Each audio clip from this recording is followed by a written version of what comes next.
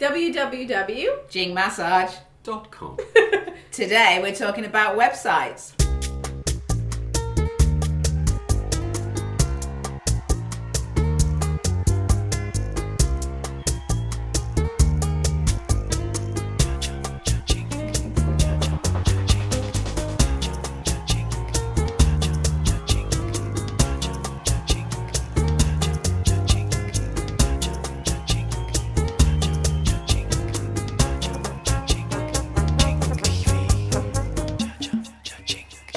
All right, we were just laughing about my thumbs up gesture that I seem to want to do.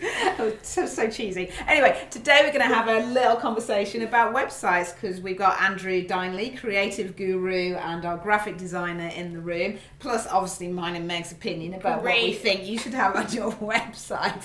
So we're just going to have a little conversation about the things we think are important. So do you want to kick off, Andrew, from your certainly. things point of view? I think the first thing to say is that you need a website. Yeah, you do need a website. It's a great way of conveying the work that you do and things. It's simple things like where you are and what range of skills you have to offer, but also it's about the gravitas that provides. If you don't have a website, it's like saying, well, I don't really exist in this day. No, right? It is as basic as that. How people find you.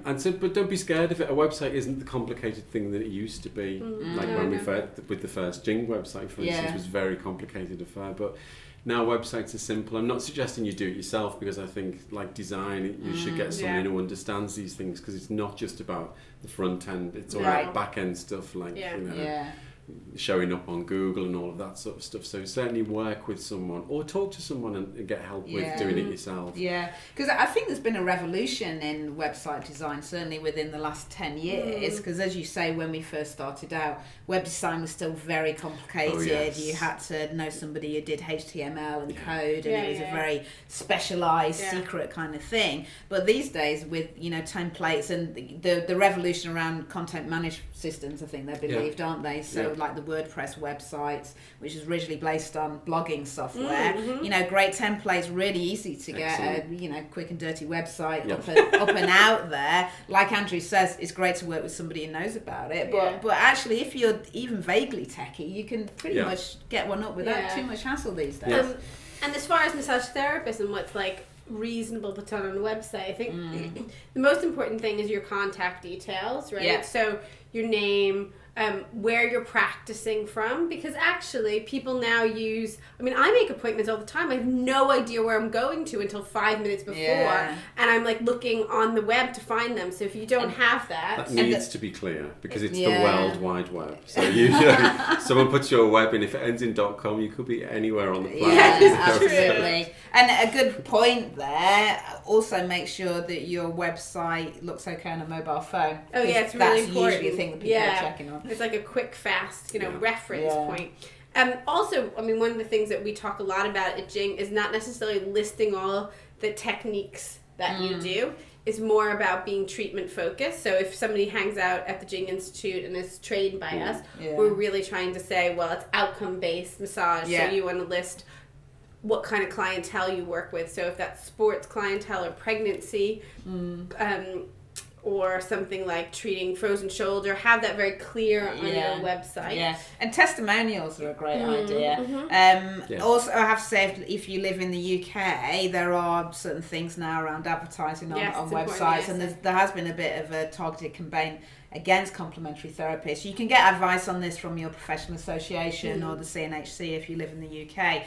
So obviously make sure that you're not making unsubstantiated claims, but client testimonials are actually a really powerful way of saying, I went to Rachel or Meg and this is what they did for me. So that's images, great. Andrew, like we both feel very strongly, don't we, about images. It's your business and your website needs to convey that you mean business. If you use nasty photographs and bits of clip art and it's nasty being ugly, not nasty being mean. It will convey the wrong message. It will show that you're a bit cheap, and presumably you're not. Because if you convey that, people won't want to pay you. No. And one or two strong images is much better than many. I think also one of the things we get a lot of clear ideas was the idea of clarity, and simple is always better. So less is more. If you're just doing a one-page website, it's like your logo, your image, your contact details, and who you want to work with, and that's really if you're a sole trader,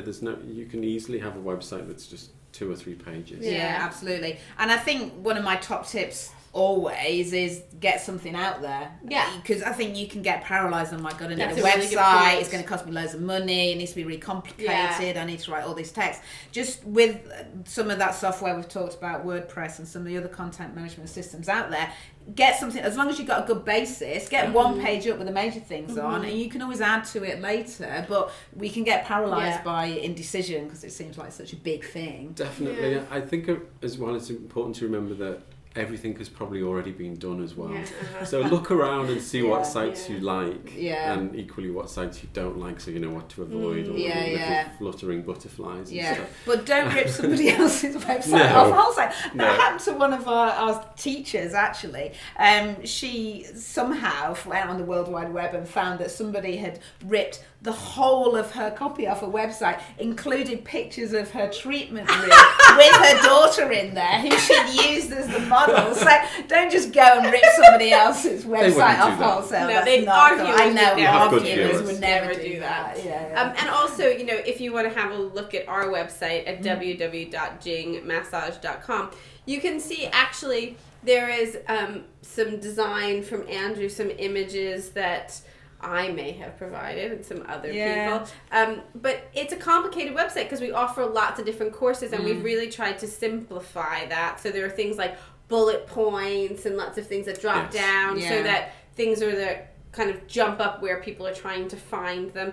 Jing TV, as you will see. Yeah, get good content on there. So Jing TV there's articles, you can post stuff on your website, you can reference other people. Yeah. That's what the web's all about, linking everybody in the World Wide Web. And the greatest advantage of all is that you can change it as you want. Yeah. It's not printed. Right. No, you haven't committed to having thousands of things printed. Yeah, so if you want to change something, if you want to evolve the site, that's right. So when your mum finds a typo, you can change it overnight. So check it out.